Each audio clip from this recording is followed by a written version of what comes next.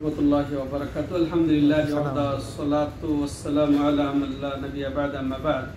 সম্মানিত দর্শক ও শ্রোতা মণ্ডলী, আল্লাহর মেহেরবানিতে আমরা বিগত আলোচনা নাই এই আলোচনাতেও কিতাবুত তাওহীদের ধারাবাহিক 12তম অধ্যায় শুরু করতে যাচ্ছি। এই অধ্যায় নজর প্রসঙ্গ, যেমন লেখক রাহিমাহুল্লাহ বলেছেন, মিনাশ শিরকে আন-নাযর লিগাইরিল্লাহ, আল্লাহ ছাড়া অন্যের নামে নজর মানাটাও শিরকের অন্তর্ভুক্ত। তো এই প্রসঙ্গে আজকের আলোচনা, তার এটা মূলত তাওহীদের পরিপন্থী বিষয়, যার কারণে লেখক এই কিতাবুত তাওহীদে এনেছেন প্রসঙ্গটি আর অধ্যায়ও সেভাবে সাজিয়েছেন। নজরের অর্থ কি? নজর এটা আরবি শব্দ। নজরের শাব্দিক অর্থ হচ্ছে নিজের উপরে চাপিয়ে নেওয়া, নিজের উপরে জরুরি বানিয়ে নেওয়া, অথচ নিজের উপরে জরুরি ছিল না, এটা নিজের জন্য ছিল না। আর যেমন শরীয়তের পরিভাষায় আমরা বলবো যে কোনো মানুষ নিজের উপরে কিছু চাপিয়ে নিল, এরকম যে কোনো ইবাদত সে করবে অথচ শরীয়ত তার উপরে জরুরি করে নাই, শরীয়ত জরুরি করে নাই এমন কোনো ইবাদতকে কেউ যদি নিজের উপরে চাপিয়ে নেয় সেটাকে কি বলা হয়? নজর মানা। তো এই নজর সাধারণত দুই প্রকার, প্রধানত কয় প্রকার? দুই প্রকার। একটা হচ্ছে সাধারণ নজর মানা আর একটা হচ্ছে নির্ধারিত নজর মানা। সাধারণ নজর মানা বলতে এটা বোঝানো হয়েছে যে কেউ নজর মানলো যে আমি একটা উমরায় যাব, এই মাসে একটা উমরায় যাব, এই মাসে একটা উমরায় যাব, এটা সাধারণ মানুষ নিজের উপরে সে চাপিয়ে নিল যে এই মাসে আমি একটা উমরা করব, বা এই মাসে আমি এতজনকে খাওয়াবো, এটা সাধারণ। আর একটা কি খাস, যে যদি আমার ছেলে ভালো রেজাল্ট করে তাহলে আমি একটা উমরা করব, ওটাই ধরে নেন, ভালোটাই ধরে নেন। এটা হলো নির্ধারিত করে নেওয়া। ওটাও নির্ধারিত যে এই মাসে আমি উমরা করব, নিজের উপরে উমরা করিয়ে নেওয়া, আল্লাহ তাকে উমরা করা বাধ্য করেন নাই। হ্যাঁ, সে উমরা করলো সাধারণ, ওইটা হচ্ছে প্রশংসনীয়, ওটা কোনো সমস্যা নেই। প্রথমটা যেটা সাধারণ, কোনো কিছুর সাথে যেটা খাস করে নিল না বা শর্ত করে নিল না বা কোনো করে নিল না, যদি এটা হয়, এটা বললো না, যদি অসুস্থ হয় আমার রুগী, বা যদি আমি এই পরীক্ষায় পাশ করি, বা যদি আমি এই চাকরিটা আমার হয় তাহলে আমি এটা করব, এটা হচ্ছে অপছন্দনীয়। আর সাধারণ কোনো শর্ত ছাড়াই, হ্যাঁ, নিজের উপরে কোনো চাপিয়ে নেওয়া কোনো শর্ত ছাড়াই, তাহলে এটা সাধারণ নজর, আর সেটা প্রশংসনীয়, আর সেটা হচ্ছে ইবাদত, সেটা আল্লাহর জন্য। এটাও যদি কেউ যদি এই যে খাস নির্ধারণ করে নেয়, এটাও আল্লাহ যদি পূর্ণ নজর মেনে ফেলে, তাহলে আল্লাহর জন্য পূর্ণ করতেও আবার হবে। তাহলে সংক্ষিপ্ত কথা প্রধানত দুই প্রকার। তাইলে প্রথম সাধারণ, আর দ্বিতীয়ত হচ্ছে যে নির্ধারণ। সাধারণ হলে ওটা অসুবিধা নেই, ওটা সব আছে, হ্যাঁ, ওটা সব আছে, প্রশংসনীয় ওটা। আর কিন্তু যদি ওই যে খাস করে নেয় এই কাজ হলে আমার এই নজর, তাহলে সেটা হবে এটা নিন্দনীয়।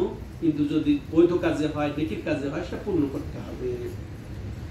তো এই ক্ষেত্রে লেখক রাহিমাহুল্লাহ তার নীতি অনুযায়ী দলিল পেশ করছেন, ওয়া কাউলিল্লাহি তাআলা ইউফুনা বিন-নাযর, যে আল্লাহ মুমিনদের প্রশংসা করছেন যে তারা কি করে? নজর পুরা করে, নজর মানলে পুরা করে। আর এটা প্রশংসনীয় নজর কোনটা? যেটা কোনো শর্ত ছাড়াই বলবে যে আমি প্রতিদিন তাহাজ্জুদ পড়ব, আমি এটা নিজে আমি আমার উপরে করে নিলাম, দায়িত্ব নিয়ে নিলাম, আমি প্রতিদিন তাহাজ্জুদ পড়ব, প্রতিদিন এক পারা করে কোরআন পড়বো, বা প্রতি মাসে এক পারা করে কোরআন পড়বো। এইটা ভালো জিনিস, এটা প্রশংসনীয়, এটা হওয়া উচিত, এটা কাম্য, ঠিক আছে, এটা উচিত।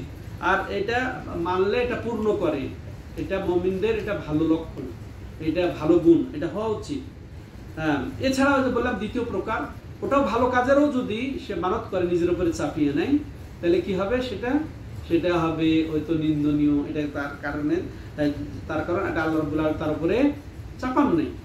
আর এই ক্ষেত্রে একটা রাসূল, যেমন আরেকটা আয়াত বলে নিই, যেমন আরেক আয়াত উল্লেখ রাহিমাহুল্লাহ এখানে উল্লেখ করেছেন, ওমান ফাকতুম মিন নাফাকাতিন আও নাযারতুম মিন নাযরিন ফাইন্নাল্লাহা ইয়ালামু, যে তুমি যা খরচ করো না কেন, হ্যাঁ, আও নাযারতুম মিন নাযারিন, বা কোনো তুমি যদি নজর মানো, মানত করো, ফাইন্নাল্লাহা ইয়ালামুহু, নিশ্চয় আল্লাহ রাব্বুল আলামিন সেটা জানেন। আল্লাহু আকবার।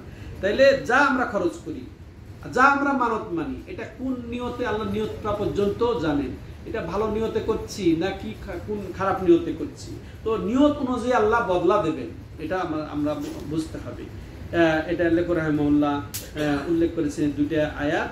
এরপরে আবার তিনি এই ক্ষেত্রে এই যে মানতের বিষয়টা যেটা বলছিলাম, মানতের পরিচয় সাধারণত দুই প্রকার, আর যেটা নিন্দনীয় প্রকার, ওটার ক্ষেত্রে দেখেন রাসূলের একটা হাদিস আছে যে রাসূল সাল্লাল্লাহু আলাইহি ওয়াসাল্লাম যেটা বলেছেন, এটা বুখারী মুসলিম শরীফে বর্ণিত, যে ইন্নান নাযারা লা ইউকাদ্দিমু শাইআন ওয়া লা ইউআখিরু ওয়া ইন্নামা ইস্তাখরাজু বিন নাযরি মিনাল বাখিল, যে নজর মানলে কারো তাকদীর আগাবেও না পিছাবেও না। নজর মানলে যে তার জিনিসটা হবেই, আর নজর না মানলে যে হবে না। নজরে কারো কোনো কিছু আগায়ও না পিছায়ও না, বরং রাসূলুল্লাহ সাল্লাল্লাহু আলাইহি ওয়াসাল্লাম কি বলছেন শুনবেন, বরং এটা মাঝখান থেকে এই নজরটা কি করে, বখিলের মাল খসায়, বখিল থেকে মাল ঝরে যায়। সে দান করে না, বিপদে যখন পড়ে নিজে রোগী হয়ে যায়, বাবা অসুস্থ হয়ে যায়, ছেলে অসুস্থ হয়ে যায়, তখন এই একটা খাসি দিয়ে এসো ওই যে এতিমখানায়। এটাই তো হয়, তাই না? কিন্তু সাধারণভাবে তাকে দিতে অসুবিধা কি ছিল, সব সময় দেন আপনি, ওই সময় দেন। এক কথা শর্ত করে দেয়, এটা মাকরুহ, এটা শরীয়ত উৎসাহিত করে নাই। তো সম্মানিত দর্শক ও শ্রোতা মণ্ডলী, তো নজরের গুরুত্ব রয়েছে। তাইলে আমরা এটা বুঝলাম এই হাদিসের এবং আয়াতের মর্ম। আমরা এই আয়াতগুলোর থেকে আমরা কি জানি সেটা বলে আমরা আবার একটা হাদিসের দিকে যাব আমরা, যে এখান থেকে আমরা বুঝলাম যে নজর মানাটা ইবাদত।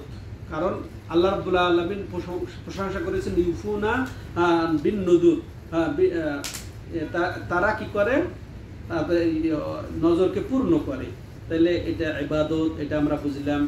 আর ওই যে বললাম সাধারণত আমরা নজর রাখবো, সাধারণ কোনো চুক্তি করে নয়, কোনো শর্ত করে নয়, কোনো আরোপ করে নয়, এইভাবে রাখবো। এরপরে আমরা এটাও জানলাম যে আল্লাহ রাব্বুল আলামিন আমাদের সব কিছু জানেন, তাই না? দুনিয়ার সৃষ্টির সব কিছুই জানেন, যে এখানে যেমন আয়াতে বলা হয়েছে ফাইনাল্লাহা ইয়ালামু, আল্লাহ সব কিছুই জানেন। যে তারপরে আরো কিছু জানলাম যে ইসবাতুল জাযা আলাল আমাল, তো আমার নিয়ত অনুযায়ী আল্লাহ রাব্বুল আলামিন আমাকে বদলা দেবেন। যে আমি যে যা নজর মানি, যা দান করি, সব আল্লাহ জানেন, অতএব নিয়তটা সব সময় পরিশুদ্ধ রাখতে হবে। তেমনি ভাবে নজর মানলে এটা পূর্ণ করতে হবে। আমি সাধারণ নজর মানি, আর যদি আবার চুক্তি করে বা শর্ত করে খাস নজর মানি, সর্ব অবস্থায় নজর পূর্ণ করতে হবে, যদি ওটা বৈধ কাজে হয় বা সৎ কাজে হয়। এক্ষেত্রে লেখক রাহিমাহুল্লাহ দলিল পেশ করছেন সহিহ বুখারী وفي الصحيح عن عائشة رضي الله عنها أن رسول الله صلى الله عليه وسلم قال من نذر أن يطيع الله فليطعه ومن نذر أن يعصي الله فلا يعصيه, যে ব্যক্তি নজর মানবে, যে আল্লাহর ইবাদতের ক্ষেত্রে নজর মানবে, সে যেন নজরটা পূর্ণ করে, আর যে আল্লাহর অবাধ্যতার নজর মানবে সে যেন তা পূর্ণ না করে।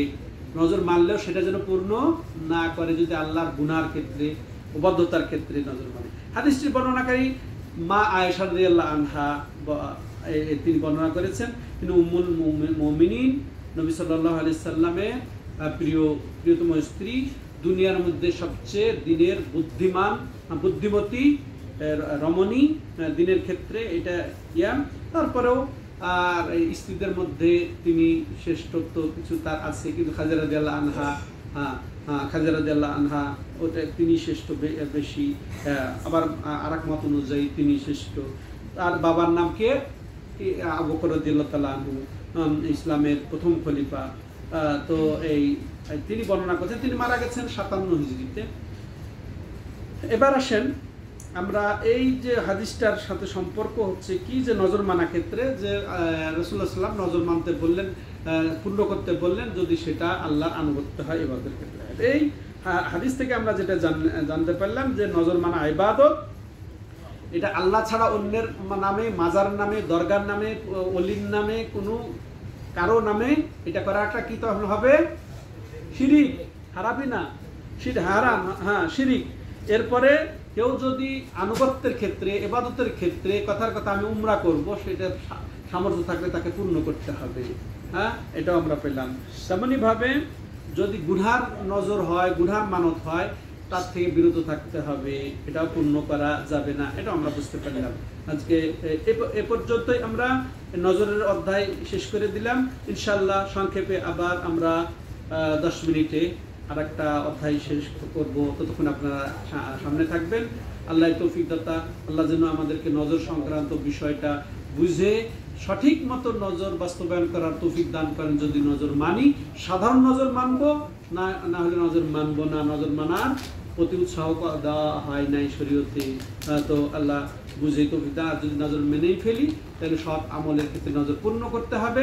আর যদি গুনার ক্ষেত্রে হয়, নজর থেকে পূর্ণ করা থেকে বা বাস্তবায়ন করা থেকে বিরত থাকতে হবে। আল্লাহ তৌফিক দাতা। হাযা ওয়া সাল্লাল্লাহু আলা নবিয়িনা মুহাম্মদ ওয়া আলা আলিহি ওয়া সাহবিহি আজমাইন। সুবহানাকাল্লাহুম্মা ওয়া বিহামদিকা আশহাদু আল্লা ইলাহা ইল্লা আনতা আস্তাগফিরুকা ওয়া আতুবু ইলাইক।